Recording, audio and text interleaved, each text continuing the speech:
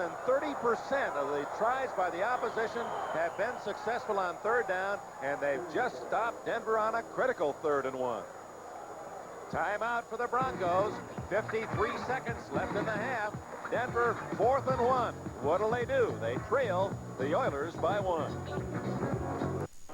All right, Brian Gumbel, in a very important play for the Broncos. 4th and 1, and Red Miller has elected to go for the field goal and a 9-7 lead. Robinson to hold. Steinfurt has kicked one from 45 and one from 20. And he delivers from 28 yards away, and Denver takes the lead. So Steinfurt 3 for 3 today. That runs his record to 16 out of 19 attempts this year. Matt Robinson doing a good job of getting a hold of that ball and taking it to the ground. Looked like the snap was a little off key. And certainly one of the things you have to register is the importance of a good hold for those kickers. Steinfurt had done a lot of bouncing around, had been around the league a number of times, and certainly has been able to kick the ball so effectively here. But part of the reason for that has to be Matt Robinson, his ability to be consistent in getting that ball on the ground and getting the right slant to the football, the exact position that Steinfurt wants it in. And of course it was a bobbled snap or a bad snap that denied the Oilers a chance at a three-pointer earlier in this quarter, and that's the difference in the game. 9-7 Denver leads, as deploying to return 81 Jeff Groth and 85 Carl Roaches on this beautiful day in the Rockies. Temperature in the 70s, partly cloudy skies. 1st of November, but you would never know it by the weather that greeted us for this weekend. 75,000 plus and a lot of pretty faces at Mile High Stadium as Steinfurt kicks it off. Houston will have 49 seconds to try to regain the lead, and Groth will not run it out, so they'll have the full 49 seconds plus 3 timeouts. That's a lot of time for Ken Stabler. Stabler, a wise user of that clock, certainly has the tools to get it down the field. NFL 80 at halftime. Brian Gumbel in New York will update all the scores, special highlights of key action today. Also, an NBC News report and the latest in the hostage situation. Most of you well aware of the fact that the Iranian parliament offering to return our citizens for demands made by them. I'm sure with all the analysis we'll have an idea how soon that might materialize. From the 20-yard line, Stabler on a draw. The Carpenter trying to get out of bounds, and he does at the 26-yard line. That saves Houston a timeout. 42 seconds left in the half. Bill Thompson from the safety and Rob Nairn, linebacker, made the tackles of Carpenter, Miami of Ohio product. I remember him last year down in San Diego when we had that picture of him crawling on his hands and knees. It symbolized the effort of the Oilers as they upset the highly favored Chargers in that playoff. One of the questions that Houston watchers have asked is why doesn't Rob Carpenter play more? And the answer is simply, he's so effective when we put him in, we don't want to mess up the timetable for him. He's in for Earl Campbell, and that's Carpenter with a catch. What a nice move, and out to the 32-yard line as he eluded Tom Jackson, but couldn't get away from Larry Evans. Stabler calls time. 31 seconds left in the half, and he has a first down at the 31-yard line. Denver leads Houston 9-7, 31 seconds left in the half. 3 Bronco field goals, the difference. Earl Campbell with a touchdown for Houston. A half minute remaining before the intermission. Ball at the 32 of Houston. Stabler to throw. Great protection. Incomplete to Richard Castor at the 35-yard line. Castor lost his footing. There's a matter of wanting to catch the ball, see where the sidelines is, get out of bounds, and it didn't work for Houston. Castor, the third tight end in this Houston situation. Actually, in this situation, though, almost the kind of receiver that can be either tight end or wide receiver. Ken Burrow coming out of the lineup right now. I think perhaps they're sending some plays in with those receivers. Stabler needs a long gainer. 26 seconds remaining in the half. He has 2 timeouts. Triple left formation. Stabler rolling, and now he has some time. Throws back to Billy White Shoes Johnson. He's running backwards, and he can't elude Louis Wright at the 31-yard line. That is not a fumble. They marked it dead. Boy, did Wright show you the speed. White Shoes Johnson will run away from a lot of people but he could not escape the grasp of Louis Wright. Billy White Shoes Johnson, one of the most exciting players in the NFL, but absolutely no chance to get away from that 4-4 speed. Outstanding defensive play by the Broncos, but they didn't really have anything to lose, did they, Dick? I mean, there's the half blowing off right there. That's right. Johnson tackled it. Was actually a -1 yard play. That's the end of the first half.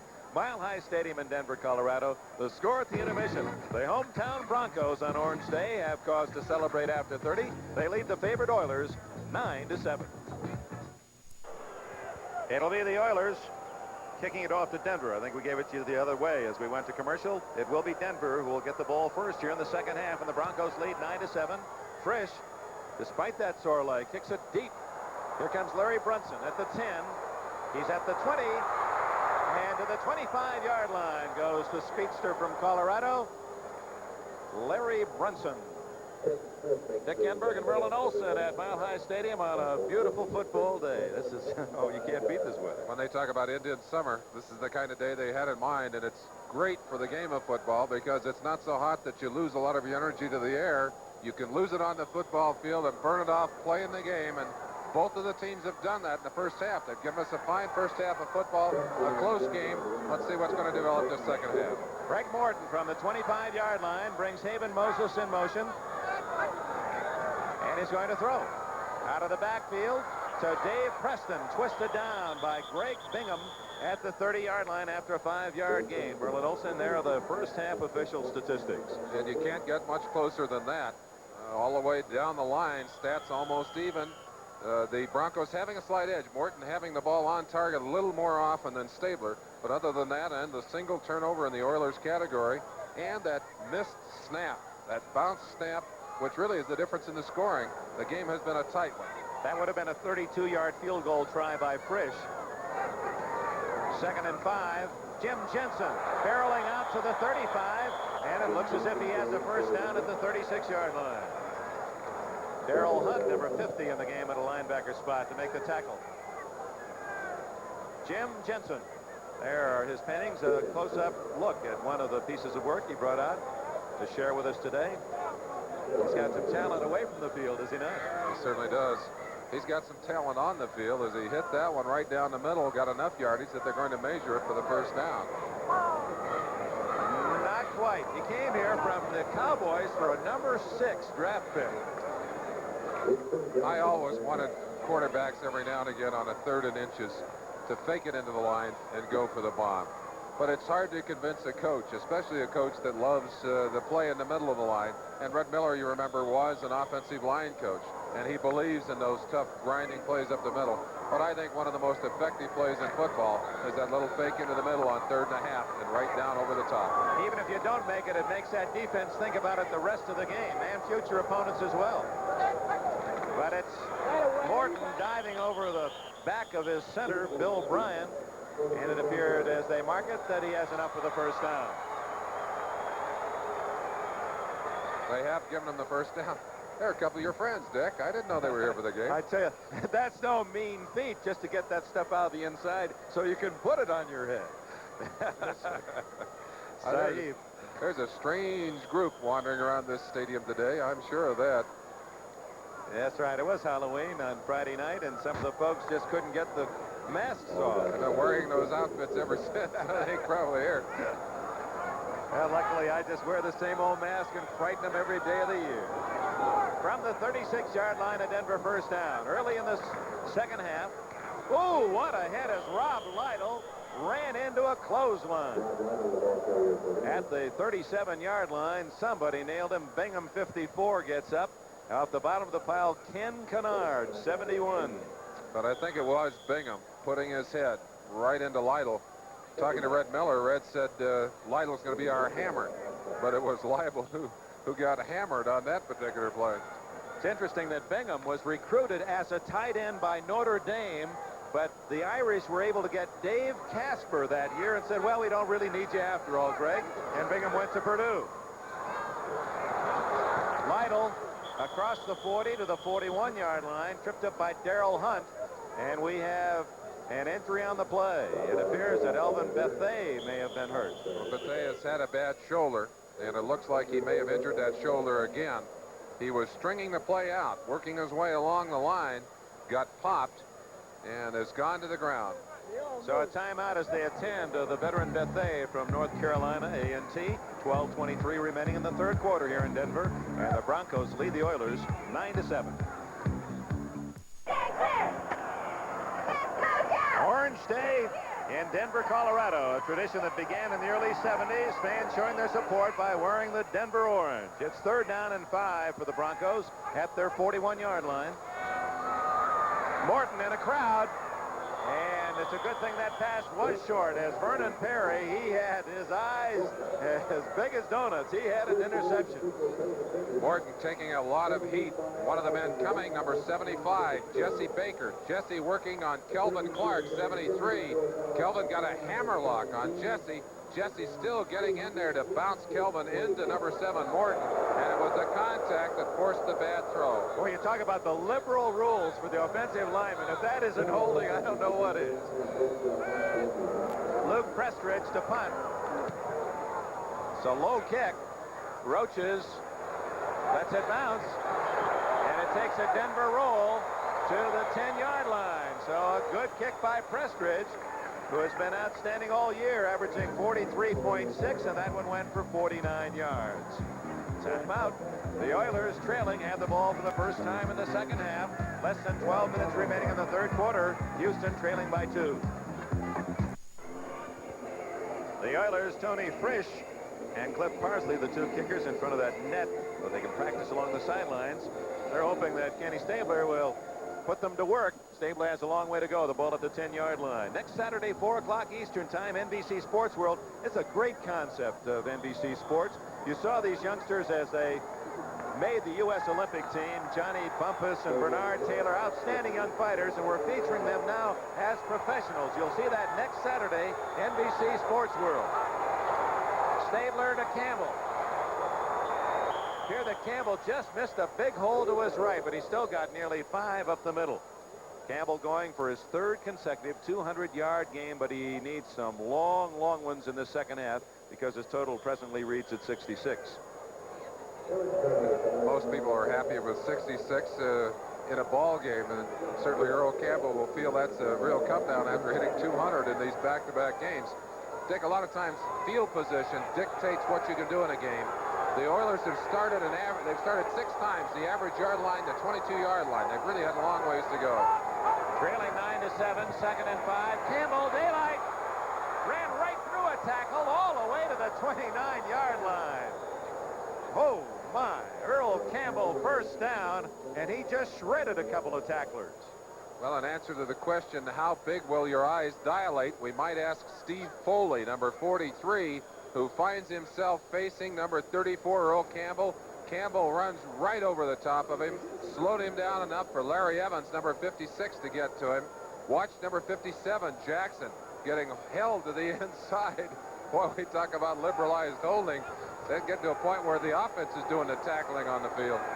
Well, Campbell, and a first down, now has 80 yards. He's very near to taking over the lead for the NFL rushing. Campbell to the 33-yard line. To bring you up to date on that, Billy Sims started today as the leading rusher in the NFL with 859 yards, but Sims of the Lions had only 37 today, giving him 896. Campbell, with that run, now has 887. So he's just a handful of yards away from becoming the NFL leader, and that's another mark. He led the league in rushing his first 2 years. If he does it this year, no one has ever done that before either. He's something. 10 minutes remaining, third quarter. 2nd down, 6. Campbell again, left side. And drops it to 34. Reuben Carter down low with an assist from Tom Jackson. Jackson diving over from the backside actually just jerked Campbell's feet together. Earl losing yardage for one of the first times today, but even in losing yardage, he makes people hurt. I don't think anyone inflicts more physical pain on a defense than Earl Campbell, number 34. But the weapon he uses is his body, and he takes a tremendous amount of beating in the process. In a passing situation, Carpenter, 26, has replaced Campbell. Almost almost intercepted. A beautiful move by Foley, who laid back, and when the ball was thrown, darted in front of Casper and broke it up and almost had the intercept. We told you that Kenny Stabler's favorite receiver in the clutch in Oakland was Dave Casper. It's been the same that way today. Oakland got him free. They couldn't get him free against Denver here. Houston couldn't, as he's covered by two fine linebackers, Radishar and Jackson. And they're reading Stabler's mind. They're right there. There is no chance for Casper as they bat the ball away. Cliff Parsley to kick. Rick Upchurch back at the 25. Upchurch has some room, 27.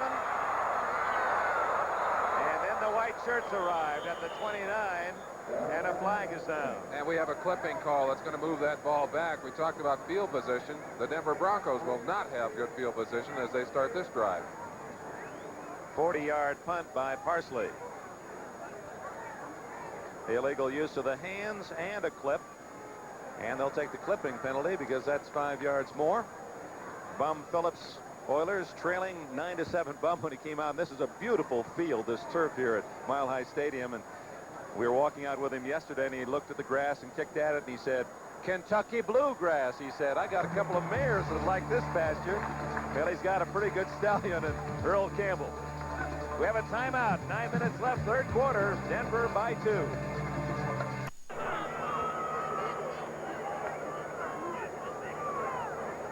Back with the action. Denver running off a play. Jim Jensen running to the right side. Took the ball out to the 21-yard line from the 18. It'll be second down and 7. And there's some concern on the Houston bench as they were working over quarterback Kenny Stabler during that timeout. 8:52 remaining in the third quarter.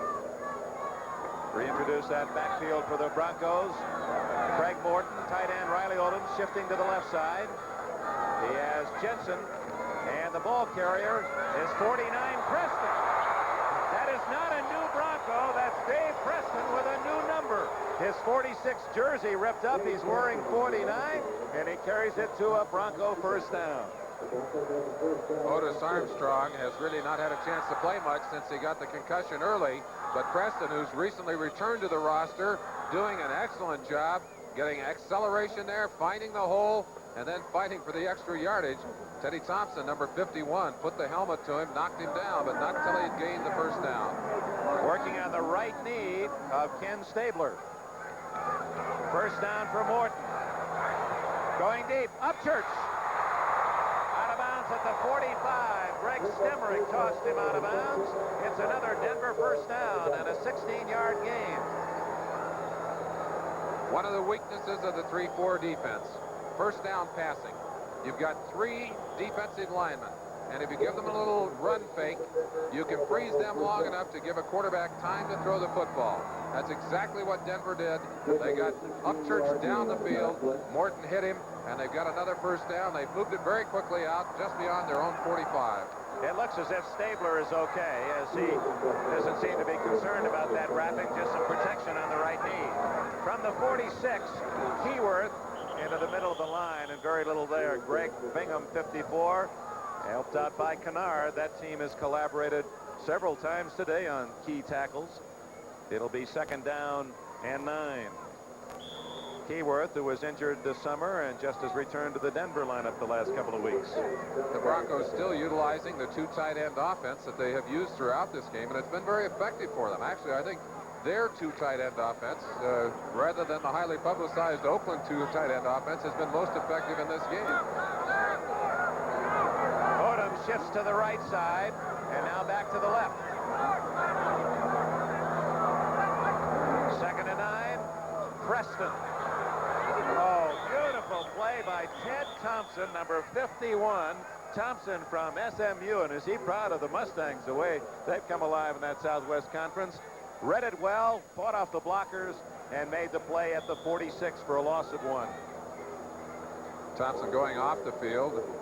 They're making, Eddie Biles, defensive coach, making some change-ups, expecting the pass here on 3rd and 10. But that was indeed a fine play, stringing the play out as you must do from the inside. Good pursuit from the entire defensive team of the Houston Oilers. 3rd and a long 10. Morton, down he goes in the arms of Andy Doris, number 69. The second sack for the Oilers today. They're 18th for the year, and even Spider-Man could appreciate that one. And in many ways, that's how a quarterback must feel when he's under the pressure of that defensive line. A bunch of Spider-Men trying to throw a web on him. A little togetherness in the stands. I was going to say that's your ticket, but that would make your wife very happy, wouldn't it? All right, here come the Broncos with 5.5 minutes left in the third quarter. Prestridge, a kick, almost blocked. No penalty flag. Roaches at the 22, tackled immediately. Steve Watson, number 81, made the tackle. It looked like Adger Armstrong went right under the leg of Luke Prestridge. Watch him here. He dives for the football, and I believe goes right underneath the leg of the kicker. Does not make contact. Good acting job by Prestridge. Looking for the penalty. The official shakes his head. No, sir. No contact. David Brenner said, whatever you do, don't take a profile shot. Good to have David with us. 5:23 left. That's a friend of David's, I think, too. Stabler to throw deep. He's got a man open. Barber all the way to the 37-yard line at Denver. As the two tight ends, Barber and Casper, and this time it is Stabler going to 86. Barber for a long gainer, 41 yards. Barber staying on the ground, but a fine play. Stabler first looking to his left. Looks the defense off, and then looks back and fires right down the middle.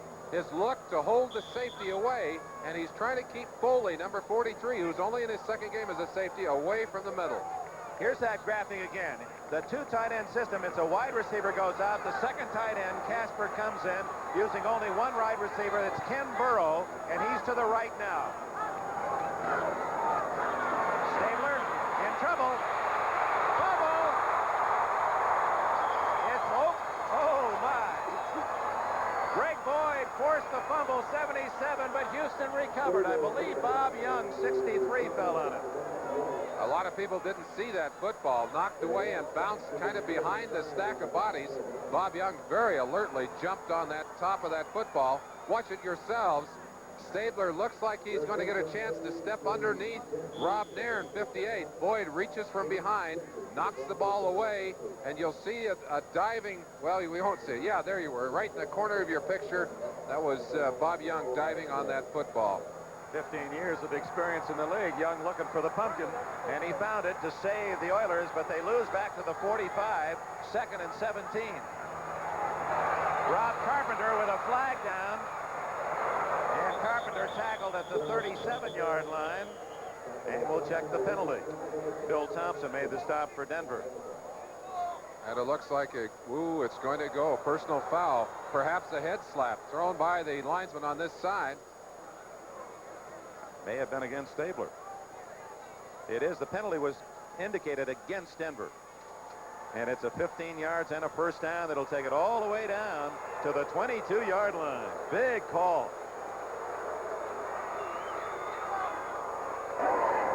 Personal foul, illegal head slap, defense, first down, number 77. Greg Boyd. One of the reasons, again, while the passing game's going so well, they let the offensive men hold, and they don't let the defensive men do what, well, your old partner, Deacon Jones, that used to be one of his favorite techniques, to use that head slap.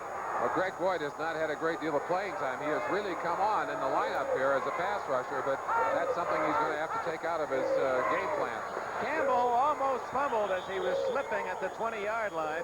Roland Jones, 75, to secure the tackle. So give Campbell a couple of more yards. It's 9-7, but Houston is driving. First to New York and Brian Gumbel. Thank you, Dick Enberg. The second half is underway in Foxborough. They broke for the half.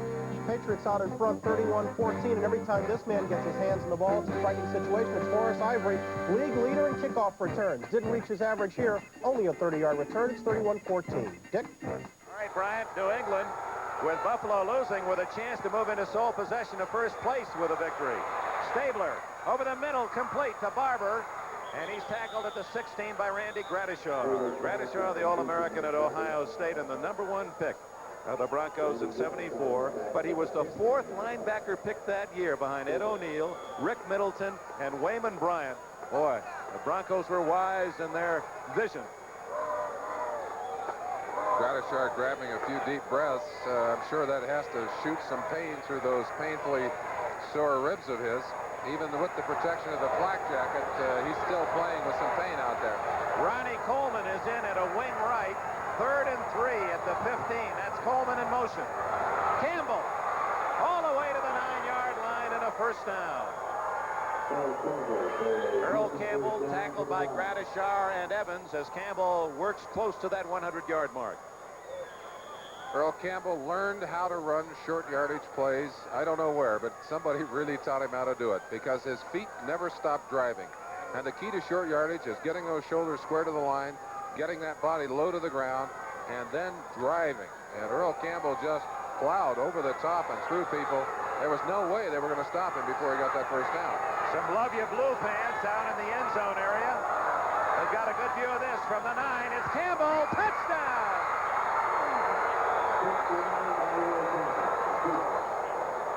And Denver can only be thankful that didn't take place at the other 9-yard line, or Campbell would have gone 91. You better be careful. I think Earl Campbell's about to run right into your living room. Here he comes. Tim Wilson blocking. Campbell cutting back against the grain, accelerates, and just blows through that Denver defense. He's coasting when he hits that goal line. Campbell's 2nd touchdown today, 102 yards total rushing with less than 2 minutes remaining in the 3rd quarter. Tony Frisch out of Gifford Nielsen's hold.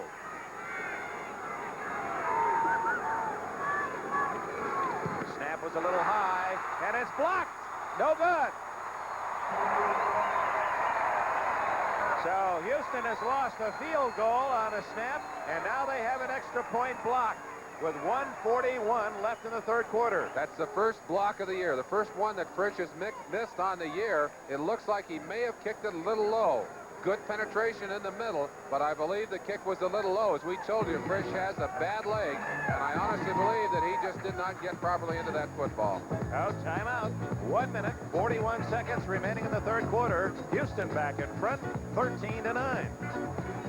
The Houston Oilers lead 13-9. Extra point blocked. Tony Frisch to kick it off to Larry Brunson, who stands at the goal line for Denver. Brunson at the 5, the 15, the 20, the 30, and the 31-yard line. Tackled by Ronnie Coleman, number 47. Let's pause briefly for station identification. This is the NBC Television Network. KPRC-TV, Channel 2, Houston. Black checker. 13-9. You heard Merlin say flak jacket, and that was in response to the fact that there's one right there at the 50-yard line. That's what it looks like in person. That's right. That's what Randy Gradishar is wearing, and of course many quarterbacks have worn. Morton, and hit immediately at the 34-yard line is